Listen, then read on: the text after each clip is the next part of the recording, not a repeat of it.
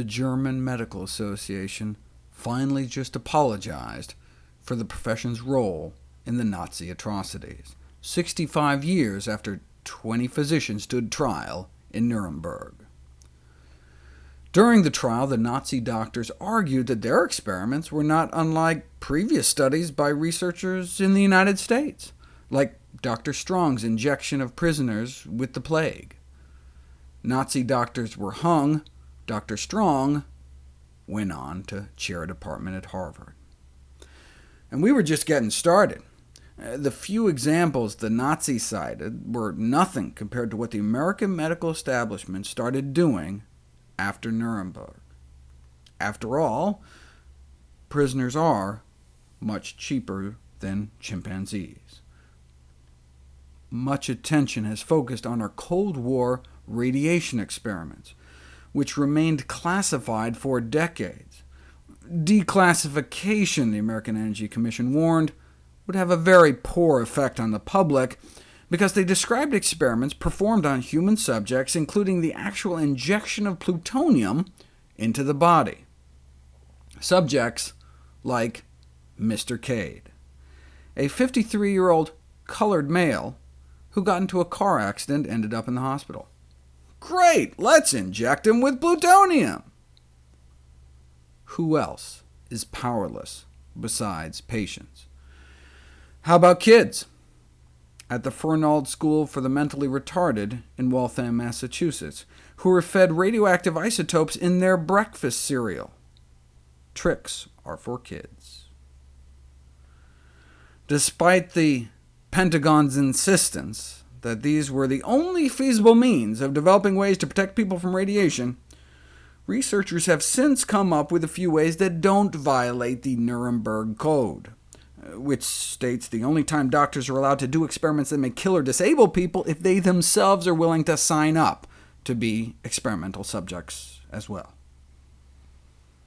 One way is to study cells in a petri dish. The protective effect of zingerone against radiation-induced genetic damage and cell death in human white blood cells. What is zingerone? It's a phytonutrient found in cooked ginger root. You blast cells with some gamma rays, and you get less DNA damage and fewer free radicals when you add ginger phytonutrients. They even compared it to the leading drug injected into people for radiation sickness, and found the ginger compound to be 150 times more powerful, and without the serious side effects of the drug itself. They conclude that it's an inexpensive natural product that may protect against radiation-induced damage. In fact, lots of different plant products have been found to be protective in vitro against radiation damage, by a whole variety of mechanisms. After all, plants have been utilized since time immemorial for curing diseases, so they started screening plants and also found radiation protective benefits from other plants one can find at grocery stores: garlic, turmeric, goji berries, mint leaves. But this is all just on plants and cells in a test tube. Right? None had actually been tested on actual people until now. How are you going to find people exposed to radiation you can test stuff on? Well, aside from pilots, another group that suffers inordinate radiation exposure is the hospital workers that run the X-ray machines, who have been found to suffer chromosomal damage as a result compared to other hospital staff, and higher levels of oxidative stress within their bodies.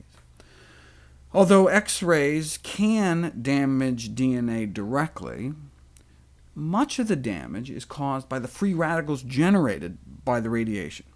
So they asked radiation staff to drink 2 cups a day of lemon balm tea for a month, an herbal tea known to have high levels of antioxidants, as I showed in one of my favorite videos, Antioxidants in a Pinch. So what happened? The level of antioxidant enzymes in their bloodstream went up, and the level of free radical damage went down. leading to the conclusion that oral administration of lemon balm tea may be helpful for the protection of the radiology staff against radiation-induced oxidative stress, an improved antioxidant defense system, especially enzymatic defense, due to its antioxidant properties. And if that's the reason, then practically any plant should fit the bill. So know that as you're sucking on some crystallized ginger to prevent travel sickness on some airplane, little did you know that you may be protecting yourself from the cosmic radiation at that altitude as well.